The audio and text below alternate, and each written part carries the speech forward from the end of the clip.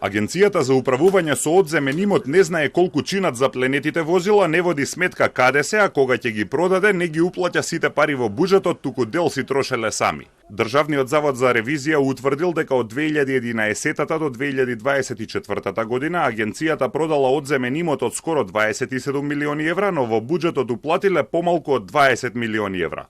Односно останале за 445 милиони денари или 7 милиони евра покуси. Во извештајот на државната ревизија се наведува дека агенцијата не води евиденција за одземените движни предмети кои не може веднаш да ги преземе во своите магазини. Не води сметка каде се наоѓаат, ниту прави попис за нив. Во царинските испостави има 46 запленети возила, а во МВР 689, но агенцијата не проценила колку чинат. Дополнително, агенцијата не ги третирала рамноправно сите државни институции на кои им дава запленети коли и други предмети.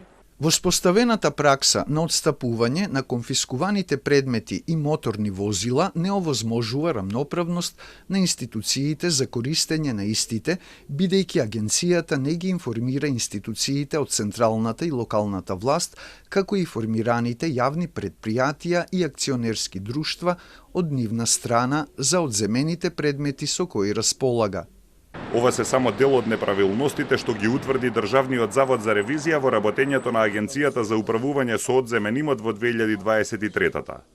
Ревизорите исто така утврдиле дека магазините и складовите на агенцијата не ги исполнуваат основните услови за заштита од влага, пожар или штетници на одредени запленети стоки како лекови, запаливи предмети, мебел, облека или храна. Колите се чуваат на плац по 7-8 години, па веќе се обраснати со трева и скапани.